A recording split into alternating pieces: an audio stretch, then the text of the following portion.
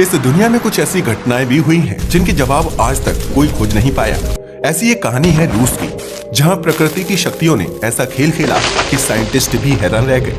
मगर सवाल ये है कि आखिर क्या हुआ था उस दिन। आखिर वहां के आसमान में अजीबोगरीब रोशनी क्यों दिखाई दी, क्यों जंगल के जानवर अचानक लापता हो गए, और कौन सी अदृश्य शक्ति थी जिसने इंसानों को वहां कदम रखने से रोक दिया।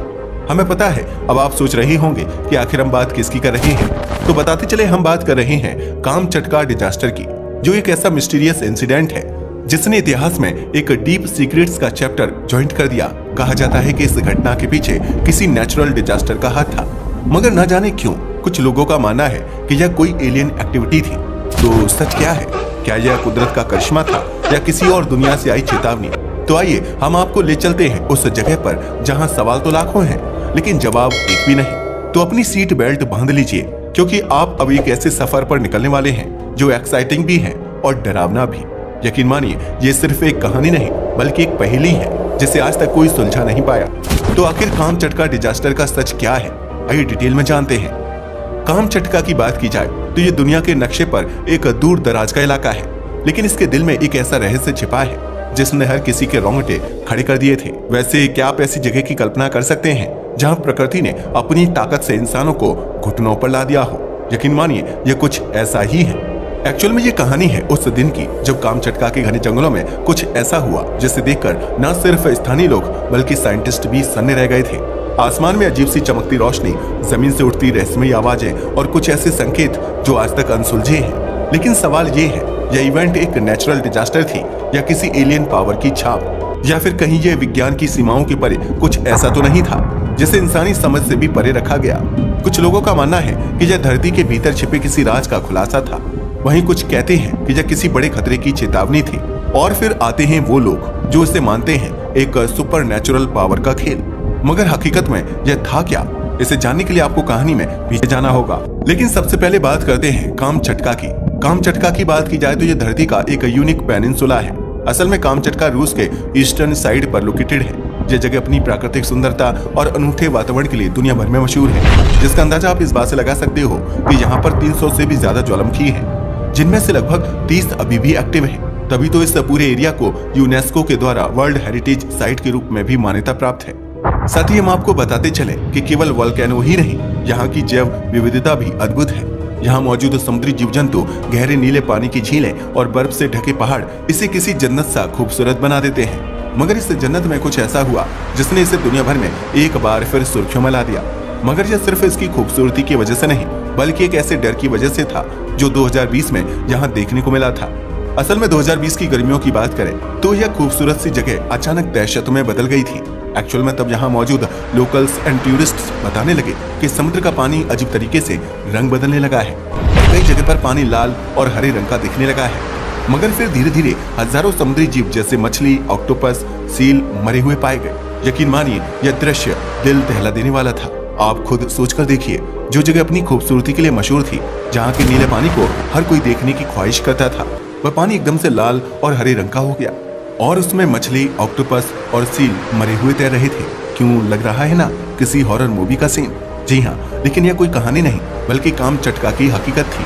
अगर इसकी बात की जाए तो सितंबर 2020 में कामचटका के तट पर सर्फर्स ने सबसे पहले इस आपदा की जानकारी अथॉरिटी को दी थी। एक्चुअल में उन्होंने यह महसूस किया कि पानी में जाने के बाद उनकी आईज एंड स्किन में जलन हो रही थी, जिसके बाद में आए दिन कोई ना कोई फिशरमैन रिपोर्ट करने लगा। एक्चुअल में उन्होंने रिपोर्ट किया कि उनकी नजर कमजोर हो रही थी और उन्हें सांस लेने में भी दिक्कत आ रही थी, जिसका कारण यहाँ का पानी था। बस फिर क्या था, जल्द ही साइंटिस्ट ने यहाँ मौजूद एलिमेंट्स की जांच शुरू कर दी तो उन्होंने पाया कि पानी में टॉक्सिक केमिकल्स की मात्रा डेंजरस लेवल्स तक बढ़ गई है, जिसकी वजह से समुद्र में ऑक्सीजन का स्तर लगातार घटता जा रहा है, जो सी क्रिएचर्स के लिए जानलेवा साबित हो रहा था।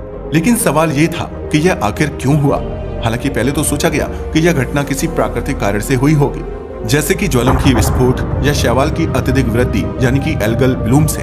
एक्चुअल में ऐसा इसलिए क्योंकि जैसे यहाँ पर बहुत सारी ज्वालामुखी मौजूद हैं, वैसे ही शैवाल की मात्रा भी बहुत ज्यादा है। मगर ये इसका कारण नहीं था, इसलिए जल्द ही इसे प्राकृतिक कारण मानने वालों को गहरा झटका लगा। पता है क्यों? क्योंकि कुछ स्पेशलिस्ट मानते थे कि इसके पीछे मानव निर्मित कारण हो सकते थे, जैसे कि औद्योगिक कचरा या केमिकल्स का रिसाव। लेकिन सवाल यह था कि आखिर इस आपदा के पीछे पॉसिबल कॉजेज क्या थे? यह एंथ्रोपोजेनिक थी या नेचुरल? वेल, हम बताते चलें कि इसके पीछे कई सारे कारक जिम्मेदार थे, जिनमें सबसे पहले नंबर पर आता है रेड टाइड यानी शैवाल की वृद्धि।